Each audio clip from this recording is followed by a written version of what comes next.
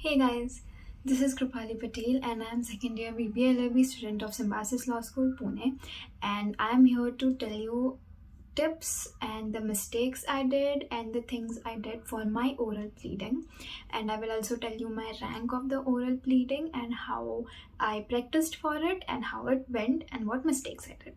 So let's get into the video. I hope you can see me and the please don't mind the background. And yeah, so I will start with the video. Hopefully you can see me properly, hopefully you can hear me properly. I'll try and make this a short video because I also have my mood coming up. Okay, so in the last video I told you about the how to write make your memorial and everything, and people who asked me about the memorial I have also sent it to them. In this video I'll tell you a bit about researchers test as well, and then I'll tell you about the moot oral pleading. So first of all, let's start with the researcher's test. Researcher's test for me, I did not practice much, so my rank was 13. But yes, I will tell you to practice for researcher's test. It is important because overall marks will be judged on the basis of some ratio of researcher's test, some ratios of memorial, and some ratio for the oral pleading. So I won't be able to tell you much about the researcher's test, but yes, do practice whatever you are making, whatever research you have done in the memorial. Read the moot very well because there are at least 10 questions from the moot preposition as such. So those are easily scoreable questions that I scored. Now let's move on to the oral pleading. Now for the oral pleading, my rank in my courtroom was 7. Okay, so it went pretty decent for me. I wouldn't say that it went very bad, but I could have done better. So there are certain tips that I would like to tell you. Is first, the mistake that I made in my oral pleading was I was not using the formality words. For example, if I have to say that I'm sorry, I can't say I'm sorry, I have to say apologies, which is very important, and I was not using a formal language, because of which my marks got cut. So you have to practice while speaking for a lot of words. I think there is a attached sheet that what is a formal wording for which word and what you have to say for which word. But if it is not there, do ChatGPT or Google for specific words, like for sir or madam. Like you'll have to ask if you have to call them your honor or your sir or madam, whatever they are comfortable with, they will tell you.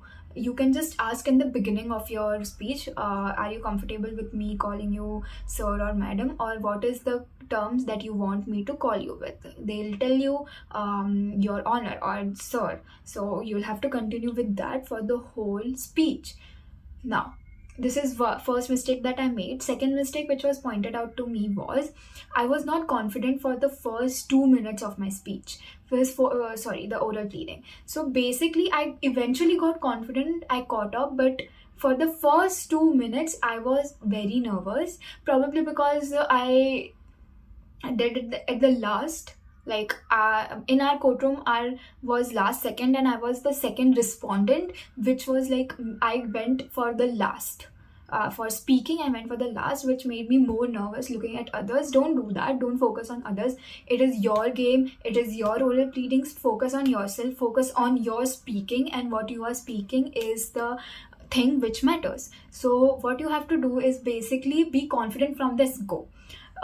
For your first moot, I don't think so the judge will grill you more. They will ask you questions on what and why you have applied this. Okay, so you have to be very careful about what you are writing in your moot proposition and what you are saying in your speech, because sometimes they don't read moot memorial, but sometimes when you speak in it, they will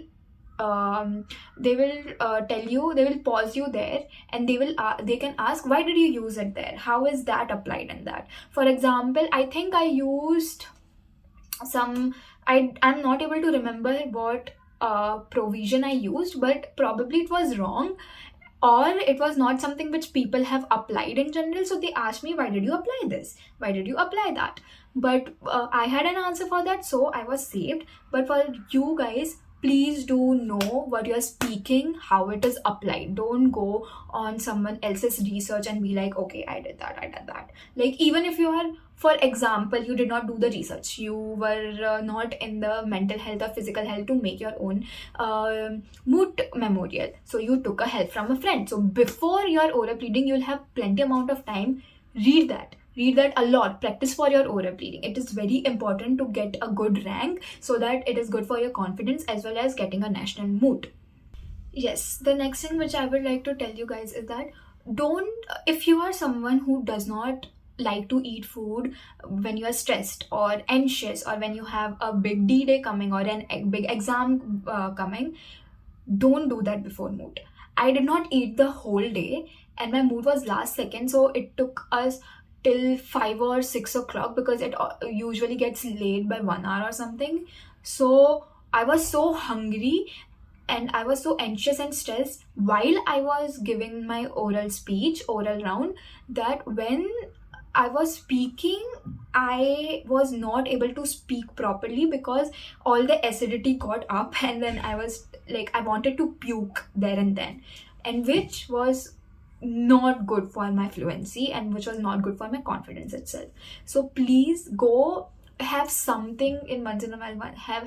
Have food, have drinks, keep yourself hydrated, keep yourself full. And this is like something, a very basic advice which everyone gives before any exam, but it is very important. If it is your like first or second Moot, it's still fine. If you're like fifth or sixth in your courtroom for your presentation, then no, like just go, eat and go. These are some mistakes that I have made, 4 to 5 mistakes which I told you. Now I will move on to how did I practice for my oral pleading. Now when I have my memorial ready, I have my you'll get a memorial for your opposition's memorial as well. Like if you are respondent, you'll get petitioners. If you are petitioner, you'll get respondent's memorial. So one day before you'll get it. Okay, so now when you are getting it, read the whole memo, find out the mistakes they have made in terms of, not grammatical errors, that is not your job. Grammatical errors, if you find out, please do mark it. I'm not saying don't mark it. Grammatical error or spelling mistakes, do mark it. But at the same time, compare what provisions they have not used, what case laws they could have used, what case laws we have used which they are not allowed to use because they are petitioners, but we are respondents. So how can they use it? How they have used case laws in a wrong way, how they have used provisions in the wrong way. There are a lot of factors which get involved, which you have to find their mistake as well. So now that you are preparing your speech, before you get your opposition's memorial, take a sheet, write your speech down. Okay, I have written my whole speech. Like I had to cover 2 issues. So for 2 issues, I have to include everything that I have included. I wrote down the speech. I continuously tried learning it, reading it, learning it, reading it. Okay. Now when you get your opposition's memorial and you have marked all the mistakes of them, then add it into the sentence. Like for example, I'm just giving a hypothetical situation. They have used Article 12 of Constitution in that memorial of theirs, but Article 12 is not applied at all. You can just say that as my opposition has used Article 12, I got a bit confused why they have used it, because in this memorial it is specifically, we can see that Article 14 is applied. Then it is the only one line that you give on them, and then you come back to your own memo, and then you